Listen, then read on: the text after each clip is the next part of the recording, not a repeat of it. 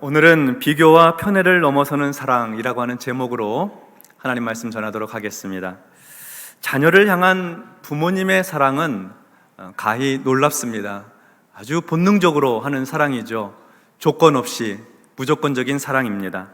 하나님께서 모든 부모에게 넣어 놓으신 본성이고, 그리고 아주 특별한 DNA라 할 수 있습니다. 심지어 짐승들도 자기 새끼를 보호하고 지킵니다. 본능적 사랑이죠. 사람은 여기에 더해서 어떻게 하면 자녀를 잘 키울 수 있을까? 어떻게 하면 우리 아이를 아주 복되게 잘 양육할 수 있을까 하는 고민을 합니다. 그리고 자녀의 교육을 위해서 최선을 다하고 자녀들의 건강을 챙기느라 애쓰십니다. 부모는 못 먹고 못 입어도 자식은 잘 먹이고 잘 입히려고 하는 것이 부모의 심정입니다. 우리를 낳으시고 기르신 부모님들의 헌신적인 사랑의 마음이 그러셨습니다.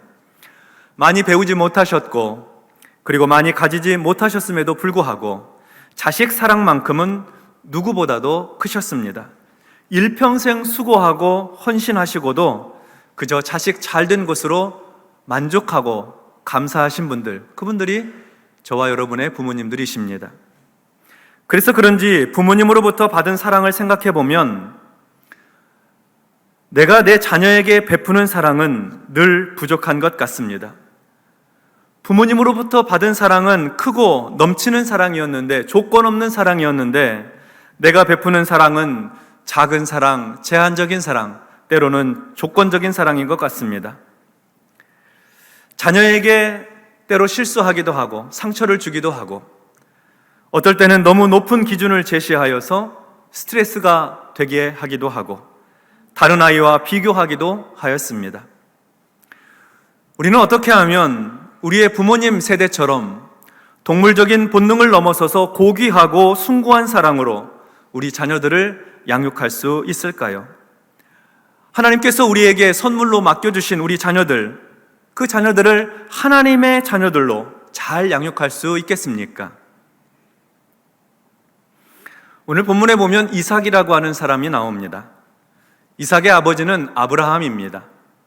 이삭은 아브라함이 100세 때에 낳은 독자 아들입니다.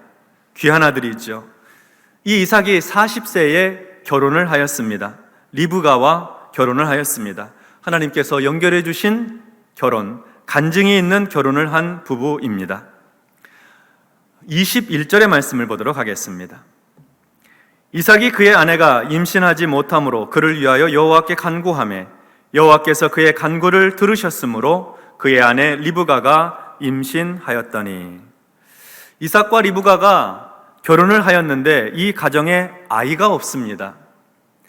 요즘에는 그런 생각 안 합니다만, 옛날에는 결혼한 부부에게 아이가 없으면 아내 책임이고 며느리 책임이라고 생각을 하였었습니다. 그래서 그런지 성경에 보면 이렇게 아이를 갖지 못하는 부부의 경우를 볼 때 간혹 아내가 하나님께 기도하여서 아이를 얻는 경우가 있습니다.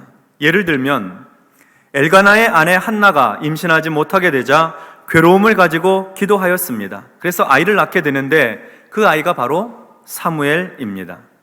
마노아의 아내가 임신을 하지 못하게 되자 여호와의 사자가 그의 아내에게 나타나서 잉태 소식을 전합니다. 마노아에게 나타난 것이 아니고요, 그의 아내에게 나타나서 잉태 소식을 전해요. 이런 걸로 미루어 보아서 아마도 아내가 아이 갖기를 위해서 하나님께 기도했던 건가 봅니다. 그래서 낳은 아들이 삼손입니다. 그런데 이삭과 리브가가 아이를 갖지 못했을 때 아이를 갖게 된 과정은 여기에 나와 있는 다른 부부들과는 조금 다릅니다. 리브가가 임신을 못하게 되자 남편 이삭이 리브가를 위해 기도하였습니다. 아내가 기도한 것이 아니고요, 남편이 기도하였습니다. 아이를 갖지 못하는 문제를 아내에게 책임 돌리지 않고 남편이 함께 기도함으로 마음의 짐을 나누어 진 것입니다. 참 좋은 부부죠. 하나님께서 그의 기도를 들으셨습니다. 아내를 위한 남편의 기도를 들으셨습니다. 이삭만 기도했을까요? 아마 리브가도 아이 갖기를 위해서 간절히 구했을 것입니다. 하나님께서는 아이를 갖지 못하는 문제를 가지고 기도하는 이 부부의 기도를 들으신 것이죠. 기도를 들으시고 리브가의 태의 문을 열어주셨습니다. 임신하도록 은혜 베푸신 것입니다. 아이를 낳도록 축복해 주셨습니다. 그때 이삭의 나이 60세 때의 일입니다. 늦은 나이에 아이를 갖게 됐으니까 그 아이가 얼마나 귀하겠습니까? 이어서 22절과 23절을 보겠습니다. 그 아들들이 그의 태 속에서 서로 싸우는지나 그가 이르되 이럴 경우에는 내가 어찌할꼬 하고 가서 여호와께 묻자온대 여호와께서 그에게 이르시되 두 국민이 내 태중에 있구나 두 민족이 내 복중에서부터 나누이리라 이 족속이 저 족속보다 강하겠고 큰 자가 어린 자를 섬기리라 하셨더라. 리브가가 임신을 하였는데 쌍둥이를 임신했습니다.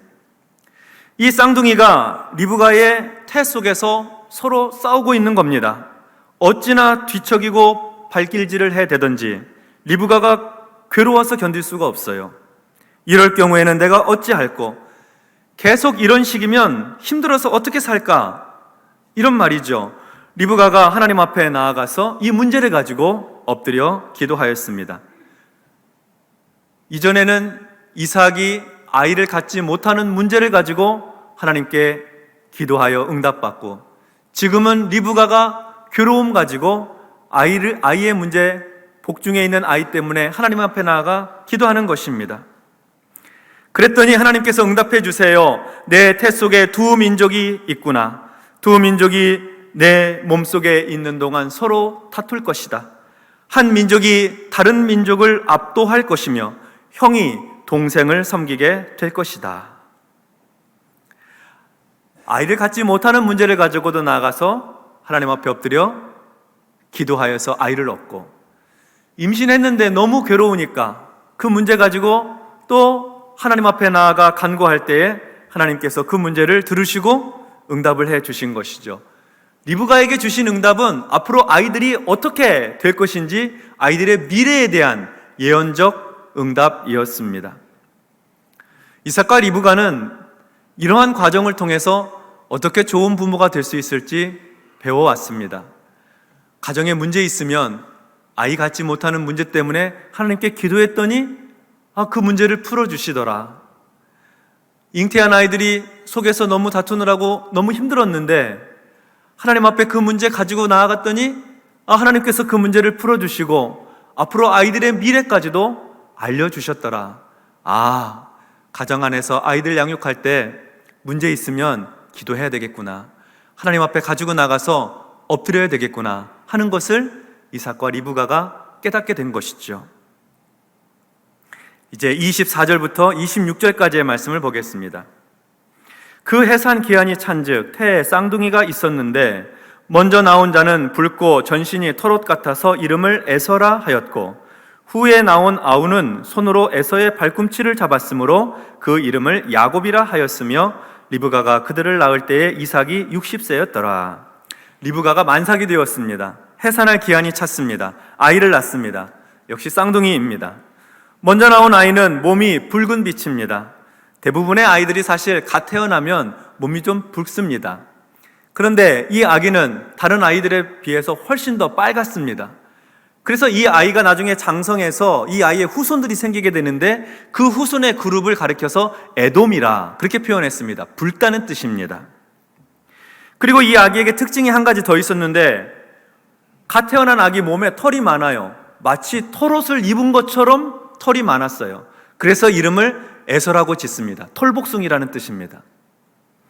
그리고 이어서 나오는 아기는 먼저 나온 에서의 발 뒤꿈치를 붙잡고 있습니다. 그래서 이름을 야곱이라고 했습니다. 발 뒤꿈치라는 이름입니다. 그러니까 아기 나서 이름을 털복숭이, 발 뒤꿈치 이렇게 지었다는 거예요. 요즘 같으면 말도 안 되죠. 근데 그 시절에는 그렇게 지었나 봐요. 털복숭이 에서와 발 뒤꿈치 야곱은 불과 몇 분 차이밖에 나지 않는 쌍둥이입니다. 몇 시간도 아닙니다. 몇 날도 아니고 몇 달도 아닙니다. 몇 분입니다. 그래서 쌍둥이예요. 근데 쌍둥이인데 그래도 먼저 태어난 아이가 있고 늦게 태어난 아이가 있잖아요. 형은 형이고 동생은 동생이죠. 털복숭이와 발 뒤꿈치는 무럭무럭 자라났습니다. 어린 시절도 지나고 청소년기도 지나고 어느덧 20대 늠름한 청년들이 되었습니다. 27절하고 28절을 보겠습니다. 그 아이들이 장성함에 에서는 익숙한 사냥꾼이었으므로 들 사람이 되고 야곱은 조용한 사람이었으므로 장막에 거주하니 이삭은 에서가 사냥한 고기를 좋아함으로 그를 사랑하고 리브가는 야곱을 사랑하였더라. 아이들이 다 컸습니다. 장성하였습니다. 20대 전후에 늠름한 사나이들이 되었습니다. 에서는 사냥을 잘하는 사람으로 성장하였습니다. 아주 익숙한 사냥꾼이 되었습니다. 사냥을 좋아하고 사냥을 잘하니까 에서는 들에 나가 있는 시간이 아주 많았습니다. 아버지 이삭은 에서가 사냥해온 고기를 좋아하였습니다. 고기도 좋았지만 사실 에서의 남성다움이 더 좋았습니다. 가족과 부족을 지켜내려면 거칠고 험한 상황도 이겨낼 수 있어야 합니다. 다른 부족과의 갈등 속에서 필요에 따라 전쟁과 싸움을 해야 할 수도 있으니까요. 그런 점에서 에서가 들 사람으로 성장해가는 모습이 좋았습니다. 이삭은 에서를 볼 때 듬직하고 그리고 든든하였겠지요. 그래서 이삭은 그런 에서를 사랑하였습니다. 반면에 야곱은 성품이 조용한 사람이었습니다. 온순하고 유순한 성격이었습니다. 그래서 들에 나가 사냥을 하거나 험하고 거친 상황과 마주하는 것을 피하였습니다. 야곱이 하는 가장 거친 일은 집에서 가축을 잡는 일이었습니다. 사실 그 일마저 종들이 하는 일이었기에 종들이 가축 잡는 일을 야곱은 그저 지켜보았습니다. 야곱은 주로 집에 있으면서 어머니의 집안일을 돕고 그리고 가사일을 함께 하는 것을 즐거워하였습니다. 어머니가 음식을 준비할 때 곁에서 심부름을 하고 음식의 간을 함께 보고 요리도 배웠습니다. 어머니가 무거운 짐을 들어야 할 때 야곱이 나서서 그 짐을 대신 들어드렸습니다. 어머니 리브가에게 야곱은 딸 같은 아들이었습니다. 그래서 리브가는 그런 야곱을 사랑하였습니다. 여기까지가 오늘 본문의 이야기입니다. 이 이야기에서 우리는 몇 가지를 더 생각해 볼 수가 있습니다. 리브가는 에서와 야곱을 임신하였을 때에 하나님께로부터 받은 말씀을 기억하고 있었습니다. 두 아들들이 각각 서로 다른 나라와 민족을 이루게 될 것이다. 큰 자가 어린 자를 섬기게 될 것이다. 하나님의 섭리를 알려주시는 예언적 말씀이었습니다. 리브가가 이 이야기를 남편 이삭과 함께 공유했는지는 알 수 없습니다. 그러나 적어도 리브가는 알고 있었습니다. 그래서 어쩌면 어린아이일 때부터 리브가는 큰 자가 되리라 한 야곱을 가까이 곁에 두고 야곱에게 더 많은 관심과 사랑을 베풀었을지도 모르지요. 설사 그런 의도가 없었다 하더라도 리브가는 야곱이 조용한 성격의 사람으로서 장막에 거주하는 것을 내심 반겼을 것입니다. 한편 두 아들들의 성격이 너무나 다릅니다. 한 사람은 들 사람이고 한 사람은 집에 거하는 집 사람입니다. 한 사람은 적극적이고 거칠고 공격적입니다. 다른 한 사람은 조용하고 얌전하고 집 안에만 있습니다. 아마도 이 두 형제 어렸을 적부터 서로 편안하고 좋은 사이는 아니었을 것 같습니다. 형은 동생에게 밖에 나가서 놀자고 합니다. 동생은 싫다고 합니다. 형은 사냥을 하러 나가자고 합니다. 동생은 집에서 요리를 하겠다고 합니다. 에서가 야곱에게 야, 너 형이라고 나한테 한번 불러봐. 이렇게 말이라도 할 때면 괜시리 야곱은 몇 분 늦게 태어난 것이 그렇게 서럽고 서운하였을 것입니다. 자존심 상하고 속상하였겠지요. 두 사람 사이에는 여러 가지 이유로 싸우고 다투고 갈등할 일들이 많았을 것입니다.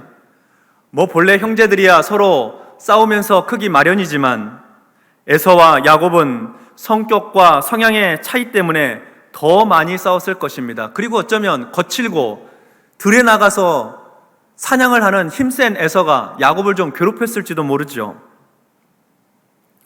그런데 이렇게 자라는 형제를 향해서 성경은 이삭은 에서를 사랑했고 리브가는 야곱을 사랑했다 하고 기록하고 있습니다. 이삭이 에서만 사랑했겠습니까? 야곱도 사랑했겠죠.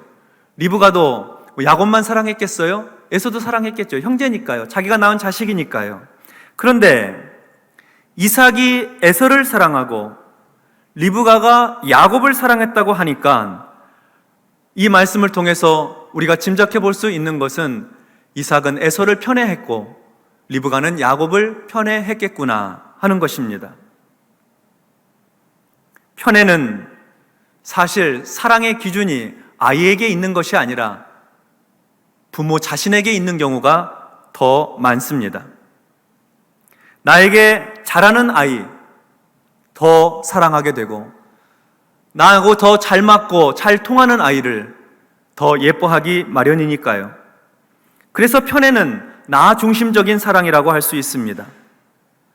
조금 더 깊이 생각해 본다면 이삭은 에서를 사랑한 것이 아니라 이삭 자신을 사랑했고 리브가는 야곱을 사랑한 것이 아니라 리브가 자신을 사랑한 모습일 수도 있다는 것이죠.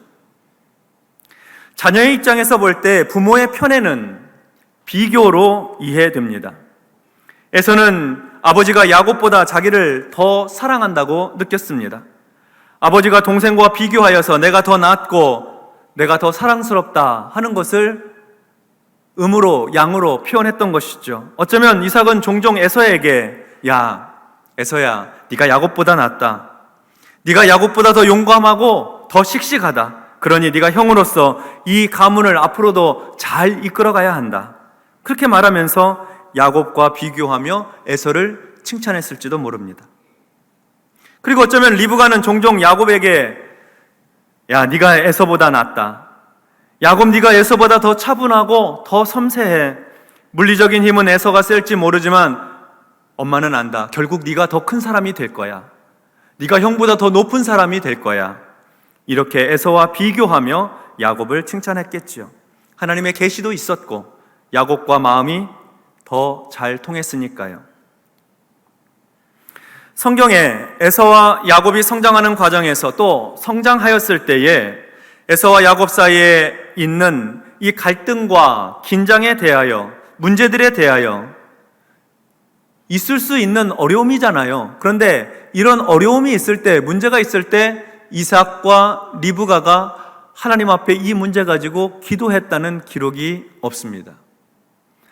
처음에 아기를 갖지 못했을 때에 그때 함께 기도하여서 문제를 해결했고 복중의 아이들이 서로 싸우는 것 때문에 힘들어서 그 문제를 가지고 하나님 앞에 문제 가지고 나아가 엎드려서 그 문제 해결받을 뿐만 아니라 아이들의 미래에까지도 예언적 말씀을 받은 부부였습니다.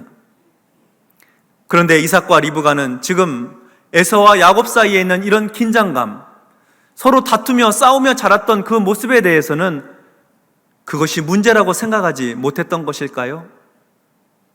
하나님 앞에 형제 우애를 위해서 기도했다는 내용이 없습니다.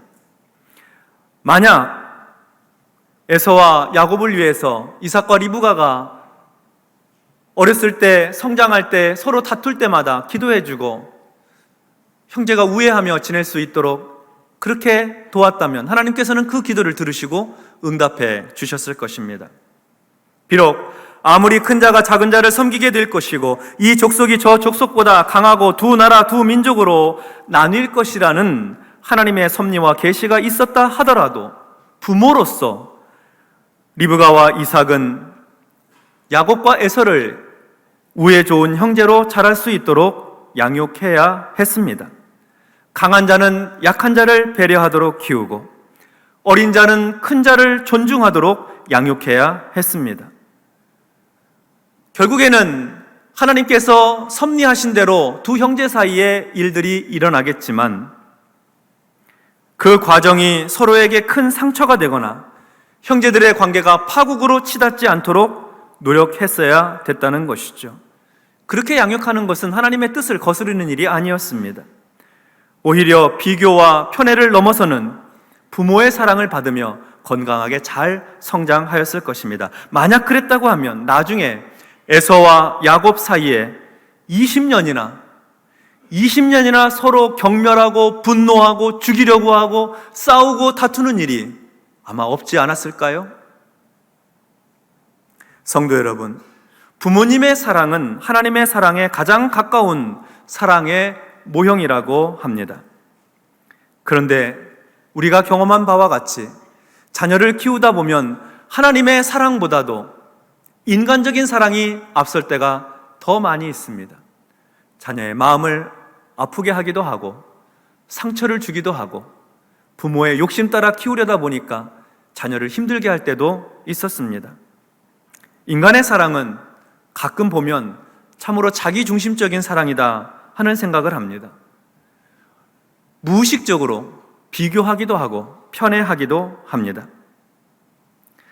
그런데 하나님의 사랑은 비교하는 사랑이 아니고 편애하는 사랑이 아닙니다. 부모님의 사랑이 하나님의 사랑을 닮았다고 한다면 이제 부모님의 사랑은 편애와 비교를 넘어서는 사랑으로 나가야 합니다. 하나님의 사랑은 누구에게나 햇빛과 비를 주시는 사랑입니다. 선인에게도 악인에게도 차별 없이 햇빛과 비를 주셔서 살게 하세요. 하나님의 사랑은 죄인을 사랑하신 사랑입니다. 의인만 사랑하신 것이 아닙니다. 오히려 더 연약한 자, 병든 자, 가난한 자, 더 힘이 없는 자를 사랑하신 사랑입니다. 하나님의 사랑은 소외된 자를 사랑하신 사랑이요, 잃어버린 자를 사랑하신 사랑입니다. 하나님께 사랑은 편애가 없습니다. 비교가 없습니다. 완전하신 사랑이에요. 그래서 저와 여러분도 구원받은 것이고 저와 여러분도 그 사랑을 받고 살고 있는 것입니다. 하나님의 그 완전하신 사랑은 죄인들을 구원하시기 위해서 그 아들까지 아끼지 아니하시고 내어주신 사랑입니다. 요한일서 4장 9절로 11절에 보면 하나님의 사랑이 우리에게 이렇게 나타난 바 되었으니 하나님이 자기의 독생자를 세상에 보내심은 그로 말미암아 우리를 살리려 하심이라. 사랑은 여기 있으니 우리가 하나님을 사랑한 것이 아니요 하나님이 우리를 사랑하사 우리 죄를 속하기 위하여 화목제물로 그 아들을 보내셨음이라. 사랑하는 자들아, 하나님이 이같이 우리를 사랑하셨은즉 우리도 서로 사랑하는 것이 마땅하도다. 아멘. 하나님께서 그의 아들을 내어주신 그 사랑으로 우리를 사랑하셨으니 우리도 우리 자신을 내어주는 사랑으로 서로 사랑해야 된다 하는 말씀입니다. 자녀들을 사랑할 때 하나님께서 우리에게 보여주신 자신을 내어주는 사랑으로 사랑해야 된다는 것이죠. 나 중심적인 사랑, 비교하고 편애하는 사랑이 아니라 완전한 사랑, 조건 없는 사랑, 넉넉한 사랑으로 베풀어야 한다는 것입니다. 자녀 때문에 어려운 일이 있으면 하나님 앞에 나와 문제를 기도로 풀고, 가정에 어려운 일이 있으면 기도로 주님 앞에 나와 엎드려 하나님께 응답받고 살아가야 된다는 말씀이죠. 사실 우리가 자녀를 사랑할 힘이 우리 자신에게서 나오지 않고 하나님께서 우리에게 부어주시는 그 사랑으로 사랑할 때 자녀를 정말 사랑으로 양육할 수 있는 것 아니겠습니까? 우리 자녀들이 주 안에서 복되게 장성하고 성장해 나가는 과정이 부모의 사랑으로 뿐만 아니라 하나님께서 내게 주셨던 그 사랑을 우리 자녀와 우리 후손들에게도 그 사랑을 부어주심으로 아이들이 그 사랑받고 살아갈 때 잘 자라는 것 아니겠습니까? 그래서 성공적인 자녀 양육의 길은 부모 모두의 사랑이 필요한데 하나님의 사랑이 필요합니다. 십자가의 은혜가 필요한 것입니다. 십자가를 통해 우리에게 보여주신 그 사랑이 우리에게도 충만하고 우리 자녀들에게도 후손들에게 넘치게 부어져야 하는 것이죠. 하나님의 사랑을 힘입고 성장하는 우리 자녀들, 한 나라를 이루고 한 민족을 이룰 만큼 지혜롭고 능력 있게 하나님을 사랑하고 이웃을 사랑하는 아이들로, 지도자들로 성장해 나가게 될 것입니다. 5월을 보내면서 우리에게 부족한 사랑, 하나님 사랑으로 가득 채움받기를 기도하고, 사랑하는 자녀들에게 그 사랑이 넘치도록 십자가의 사랑이 가득하도록 기도해 주어서 우리 세대에도 복되고 아름다운 믿음의 가정을 세울 뿐만 아니라 우리 자녀들의 세대, 그 후손의 세대에도 한 나라를 이루고 한 민족을 이룰 만큼 큰 지도자들로 우뚝우뚝 세움받는 복된 믿음의 명문 가정들을 이루어 나가시기를 주님의 이름으로 축원합니다. 아멘. 기도하겠습니다. 하나님 아버지, 하나님께서 주신 자녀들을 잘 키우고 싶은데 사람의 욕심이 앞서서 실수할 때도 있고, 그리고 아이들의 마음에 상처를 입힐 때도 있고, 돌아보면 더 잘 양육할 수 있었는데 부족함이 많았다 하는 생각을 하게 됩니다. 주님 도와주셔서 우리 안에 사람이 가지고 있는 인간 본성의 사랑을 뛰어넘어 하나님의 사랑을 가득 부어주셔서 아이들을 사랑으로 양육할 수 있도록 축복하여 주시옵소서. 우리 손자들에게, 손녀들에게 하나님의 사랑을 가득 부어주셔서 아이들이 믿음 안에서 한 나라를 이루고 한 민족을 이룰 만큼 큰 지도자들로, 리더십 있는 사람들로 성장해 갈 수 있도록 도와주시옵소서. 하나님 아버지, 특별히 홀로 자녀들을 양육하고 있는 홀 부모님들을 기억하여 주시고 성령과 능력을, 사랑을 갑절로 부어주셔서 아이들 잘 양육할 수 있도록 늘 힘과 지혜를 허락하여 주시옵소서. 예수님의 이름으로 기도하옵나이다. 아멘.